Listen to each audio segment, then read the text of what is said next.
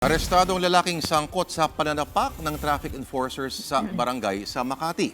Matapos makita ng mga baril at granada, bigla na lang tumaas ang presyo nito. Pero sabi ng mga kapitbahay, pang best actor ang datingan ni Kuya. Umaaksyon si Jen Calimon. Sa bisa ng search warrant, pinasok ng mga otoridad ang bahay ni Arnold Padilla at partner na si Glosel Razon sa isang exclusive subdivision sa Barangay Magallanes, Makati alas 6 ng umaga.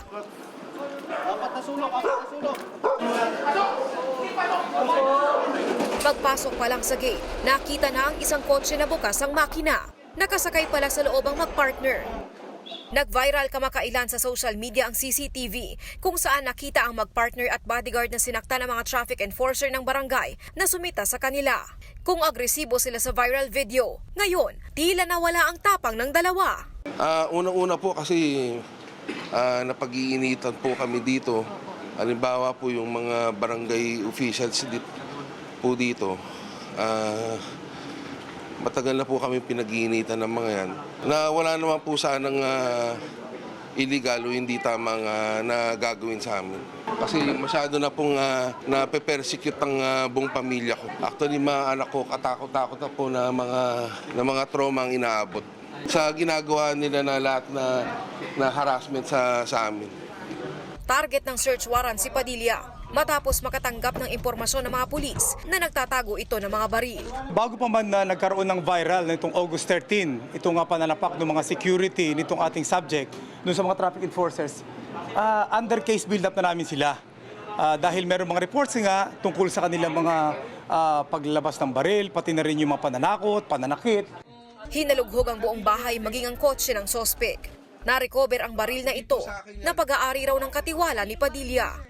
May shotgun at mga bala rin na nakuha. Sa cabinet namang ito, nakita ang 2 canister na ang laman pala, granada. Giit ng pamilya Padilla, set up ang nangyari. Hindi po sa amin yan, tanim po yan, tanim po nila yan. Tanim po ng mga pulis, sir. Opo. Kaya ayaw kayo papasukin kanina eh. Yung CCTV dun sa dirty kitchen namin, tinaas nila para matakpan yung paglagay nila doon. Sabi nila meron daw shotgun at saka yung 45, which is meron namang lisensya yung mga baril na yon dahil dun yung sa tao namin. Dahil tumaas umano ang presyon ni Padilla, kinailangan magpatawag ng ambulansya.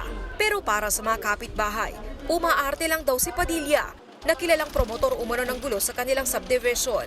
Noong 2010, naging suspect din ito sa pagbibigay umano ng gift bomb na ikinasawi ng kanyang kapatid na si Yvonne Geraldine Padilla Chua. Away sama na ang nakikitang motibo sa krimen. Bukod sa physical injuries at direct assault na kaso niya sa pananakit sa mga traffic enforcer, kakasuhan din ng illegal possession of firearms and ammunition si Padilla. Pinag-aaralan naman ng kampo ng mga Padilla ang susunod na hakbang. Merong konting pagkukulang doon sa detalye noong search warrant, no? Sa nakakaalam ng batas, ang search warrant po dapat very specific kung ano yung hinahanap at kung saan yung lugar na dapat nahahanapin ng pulis. Hindi yung basta-basta lamang sila napapasok sa loob ng isang bahay na parang meron sila na yung may-ari. Umaaksyon, Jen Calimon, News 5.